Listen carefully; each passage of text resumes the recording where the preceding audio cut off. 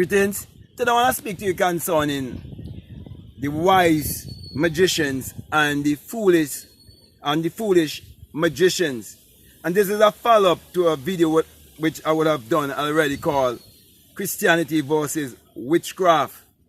And the reason why I'm doing this is because there's certain stigma that has been added to certain words. So as long as people hear those words, they will put their own meaning to it because of the fear that has already been created in their mind, and also because of the false concept they have of certain words. Such people do not even know that the names that they've been called, they are just two words being put together in terms of what you think is your name and your surname. And such people do not even realize that this is not really them, okay? And such a person also would never appreciate their invisible self. They would never appreciate the self of them that definitely cannot die. So, the reason why you must understand that there are wise magicians and foolish magicians, it is because the Bible is a book of magic. Let me quote some for you, so you would understand where I am coming from. For example, Hebrews 11 tells you that faith is the substance of things hoped for and the evidence of things not seen. It is teaching you of how you must understand alchemy. It is teaching you of how you have to understand energy transmutation. It is teaching you of how you're supposed to take from the invisible and make visible. That is what it's teaching you in Hebrews. Then when it tells you in Romans 4:17 that you must call those things that be not as though they are, what do you think it is telling you? Speaking things into being. Then it tells you in Isaiah 55:11 that my words, you cannot say my and think you're speaking about somebody outside of yourself. No, my words, it's yourself. My words will not return unto me void, but it must accomplish that which I send it to and prosper anything whereto I send it. And in your tongue lies life and death. You have to realize that. Also, you're told that you shall decree a thing, and it shall come to pass. And then Habakkuk chapter 2 tells you to write down the vision. And I can challenge anyone to write down something that they design this world and to visualize it. And I can guarantee you, after a certain amount of time would have passed and a certain event would have taken place, it's going to happen. As long as you do it night after night just before you go to bed. And Job 33 gives you the full secret to that, why you should go to bed like that. Okay, but that's another subject for another time. I want to get to the foolish magicians and the wise magicians. Now, many people read about it in the Bible and think when they speak about virgins, it is talking about some woman who never been touched by a man or something like that. No, it is magicians it is talking about, because we are all magical beings. And so he's saying that we all have one power. So when he said they were all virgins, it is teaching you there's only one universal consciousness. It is teaching you there's only one power. And some people know how to use the power and can use it consciously, while there are others who are not aware of the power, but they are using it and using it unconsciously. That is why everything that a Christian will testify about to say it is the blessings of God that God have given to them. If you chase where they really come from, you would realize that it is people who understand their magical self and people who understand alchemy. People who understand how to use their mind power to achieve their every desire. People who understand that it is their own thoughts that is creating their reality and creating their personality. People who understand what they really mean when they say as a man thinketh in his heart, or his subconscious mind, so is he. You will realize these are the people who use that power to provide the money, to provide the vehicle, to provide the jet, to provide all the suits that these preachers wear, the shoes, all of these things. Yet, these things that have been provided, and the power of which these men and women use to provide them, is what Christians are actually referring to as witchcraft and don't even know it. It's the very thing that Christians are referred to say is Satanism and occultism, not knowing that occult just means that which is hidden from you that you do not know about. And so, my brother, my sisters, there will always be on this planet the wise magicians and the foolish magicians.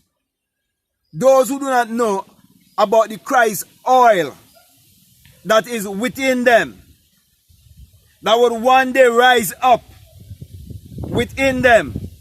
And even Malachi 1:2 speak about it when he said the sun, the S-U-N, of righteousness shall arise within you.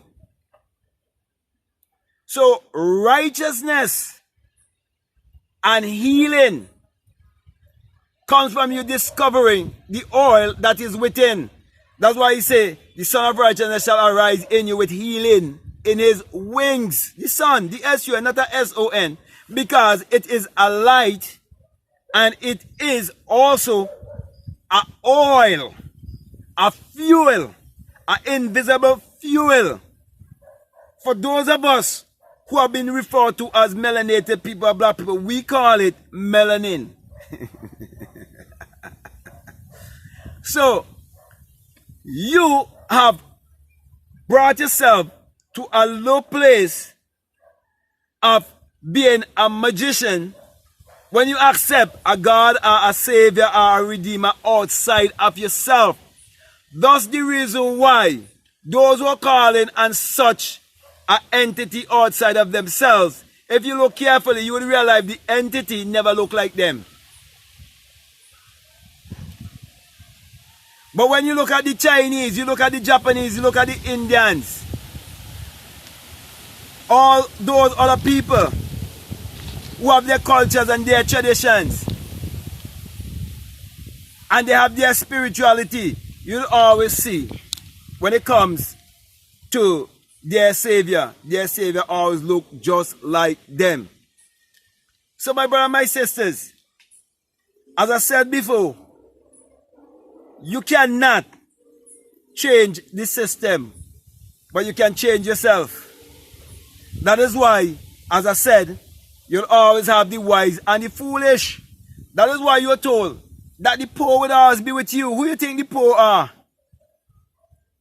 The poor are those who have poverty of imagination. It is those who cannot think for themselves. That's the reason why in countries where people still believe in secular Christianity and they have these kind of religious and superstitious belief, you will still hear they telling their children to go to school, get an education and get a good job, and they will tell them that it's good education that eradicate poverty. When the bench was first imagined, the desk was first imagined, the pencil, the pen, the book, all these things were first imagined. They were first a thought, they were first an idea, they were first imagined in someone's mind. So common sense will teach you that what people, religious people, are against when you use the word magic. And that's why I like to use that word, okay? Because I know if someone is scared of that word, I know that that's not an open-minded person. I know that that person doesn't ready for this truth. And that is why also I wear my ankh. Because I remember a Christian guy said to me, get away from me, move away from me, with that devilish thing, that satanic thing you have there. He didn't even know what it was.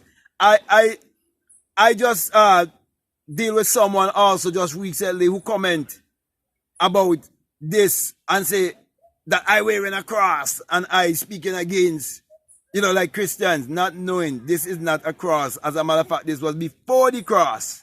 He actually thought it was a cross, because he have no concept and no understanding of the ankh. So my brother and my sisters, I'm just doing this follow-up video to help people to remove the ignorance and to remove the darkness, because you see, Christianity is keeping you in dark magic.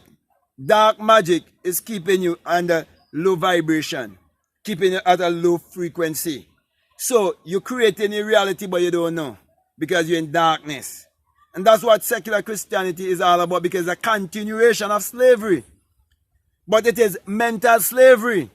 So, if you want to keep someone in mental slavery, you have to plant that image in their psyche. So they plant that image of Jesus and Mary in many people's psyche, and it's very hard to remove that image out of their psyche. But I'm here to say to you that the Bible is a book of mind science and must be interpreted psychologically. It is a book of magic to discover your magical self. And whenever you discover your magical self, you realize that the kingdom is within you. And even if it's very Bible that you read and tells you that in Luke 17:21, don't let no man tell you, lo here or lo there. You think for yourself, the kingdom is within you. And then it gives you the result that you would definitely see to prove. It says that when you seek first and find the kingdom within yourself, that all these things will be added unto you because you know how to use your magic. You know that your word is your wand. And when you know how to use your magic, he said all these things will be added unto you because you will find the secret of creation and you'll be able to create your reality consciously. In other words, you'll be able to shape your life whichever way you want it to be. You tap into your creativity and you would use it wisely. And you will not give praises or testimony to some savior or some redeemer outside of yourself. Neither would you ever worship money or any kind of material thing or ever have yourself to attach to those things because you know how they come in the first place, because you know how to work the science. It's all science of mind. So my brother, my sisters, you be a wise magician, not a foolish magician. And you can do so by understanding what the Bible is all about. Knowing that it's a book of alchemy. Knowing that you are responsible for your thoughts and your action. Knowing that there's no one to change but yourself. And that the only how you can transform your life is by what? The renewing. The renewing of what? The renewing of your mind. The renewing of your mind. That's why you're told that whatever things are good, whatsoever things are lovely, whatsoever things are pure, whatsoever things are true. But you have to be true to yourself. That's how you will know things that are pure and so on, because you're true to yourself. You face yourself and you be honest with yourself and realize that you are the devil. The negative side of you is the devil.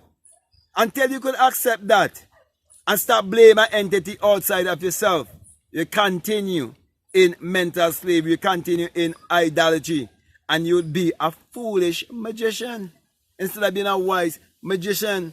Because a wise magician knows how to get whatever they desire. That's why a wise magician wouldn't get trapped in politics or religion.